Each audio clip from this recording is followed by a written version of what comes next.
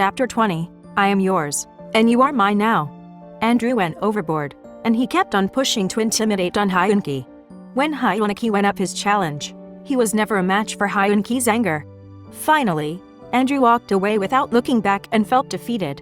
But then, having recalled Reel's anger and disappointment with his behavior toward Hyunki, he approached Riel and humbly said, "Please forgive me, Gabrielle, if I went too far.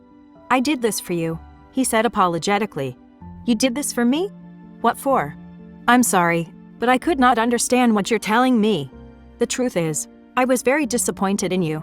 Attorney Andrew Gonzalo Ariel was puzzled by Andrew's remark. Hyunki took Reel's hand to walk away from Andrew and aided her inside the car. He looked at her gently and lovingly, then embraced her and apologized. "I'm so sorry for losing my temper. I was not supposed to get back at him because you were with me, and I don't like you getting involved with this kind of trouble. But I disliked what Andrew was showing.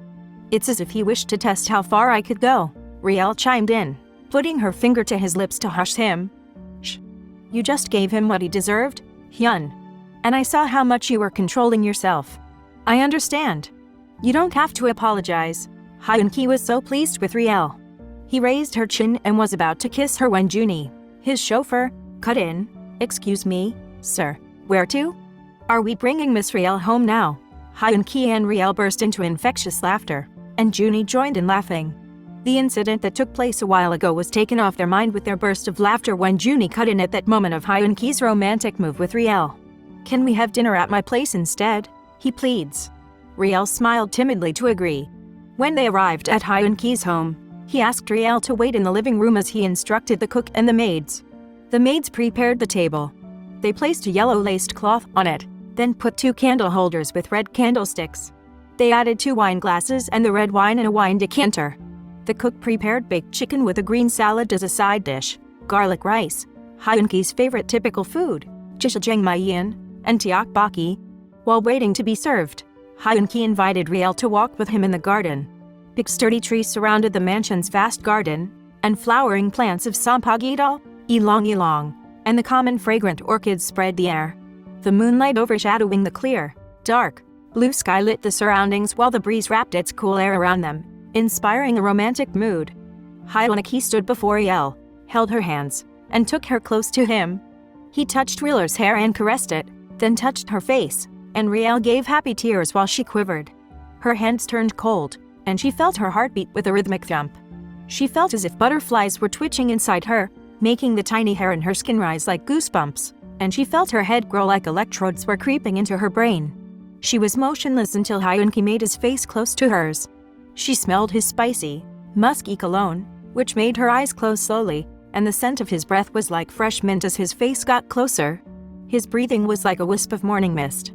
Hyunki had become more romantic as he sensed her scent like vanilla, sweet and tasty.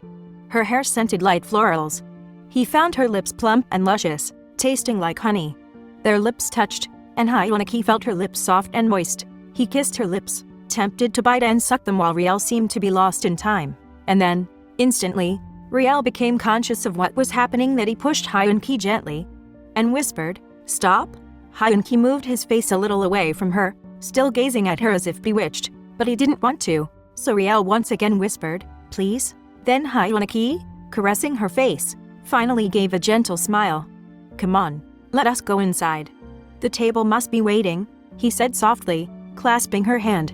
As soon as they were seated, the maids lighted the candles and dimmed them to create a romantic mood. Then Junie, previously sent to the florist, came and handed Hyunki a bouquet of roses. Hyunki gave praise to Riel. "Riel, these roses are the symbol of my love." "Yes, I want to be yours and yours alone," he said gently. "These roses signify my undying love for you. You are my passion, and I will always be true to you."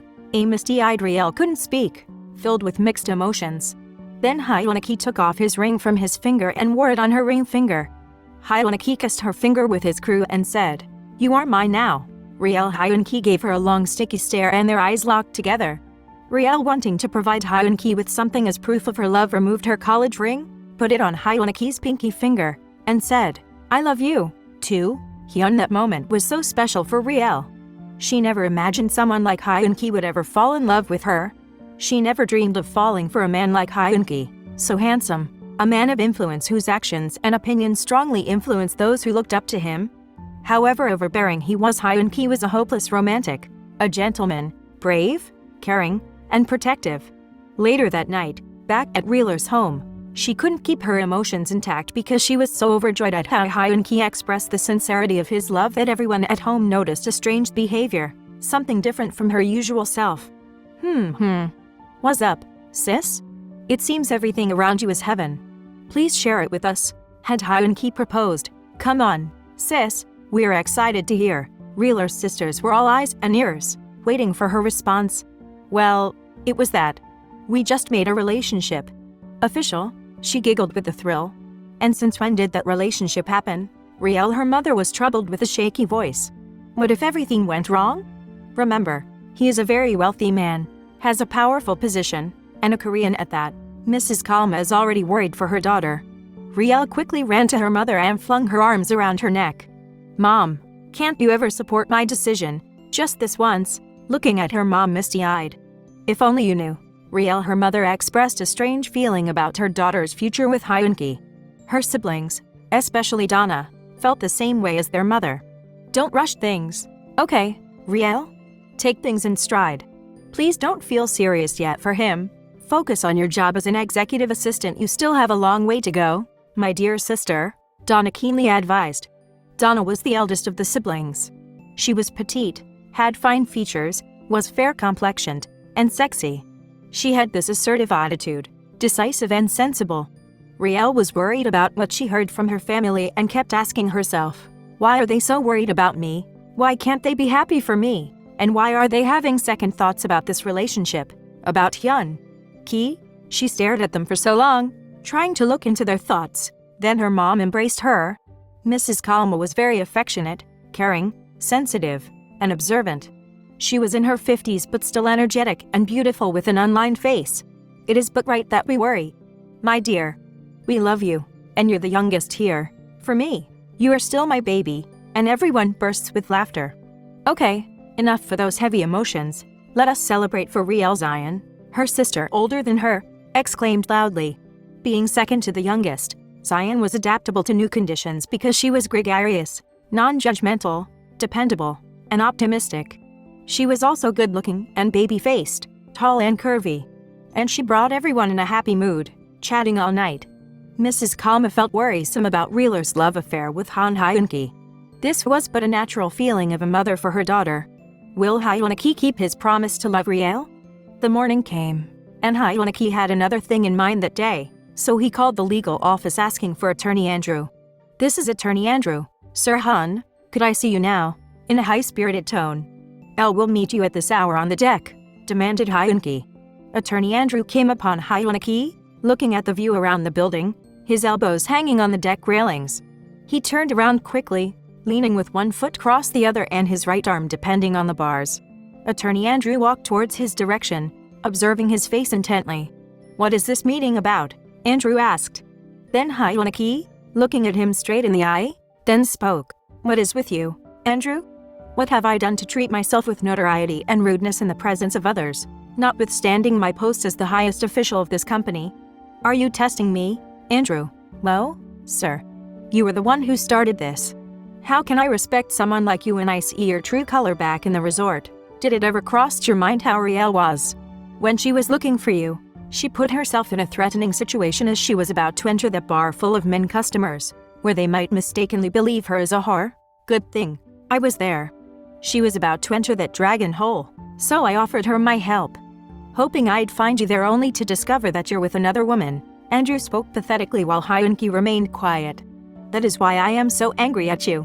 You take Riel as naive and young that you think you can play her. That is way too harsh, don't you think? Andrew stated accusingly at Hyun-ki. No, I disagree with your notion about me. I may have been treating women wrongly, and I felt sorry. But not with Riel. She could not be compared with the women I was around with. I realized my misdemeanor. But do you have to go that far, putting your nose on something you have nothing to do about? Riel and I have already settled it, and that is over now. So what is this nagging accusation you're throwing at me when this case is closed? Andrew, come on. Move on. And besides, you have no business meddling with their lives. That was only between Riel and me. If you can't accept that, go your way. But you don't have to drag me on this one because it was not a question of crime that involved you, Hyun. Ki stressed. And then finally, he demanded, don't forget that I am the chief executive officer here, and I demand respect, including you, Attorney Andrew. I already buried our fight, even if you were the one who instigated it. So, move on and never think of coming between Riel and me. And one more thing, resign from being my legal team's advisor because I did not hire you anyway.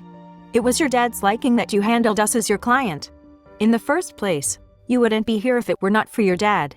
Andrew was quiet for a long time, and having realized his fault, he told Hyun Ki that he would finish his work with the legal team and would leave quietly after his work was done. Hyun Ki looked at Attorney Andrew, and he wondered if he would reconsider Andrew's consultancy for his legal team. Would he? Could Hyun Ki trust Attorney Andrew's words?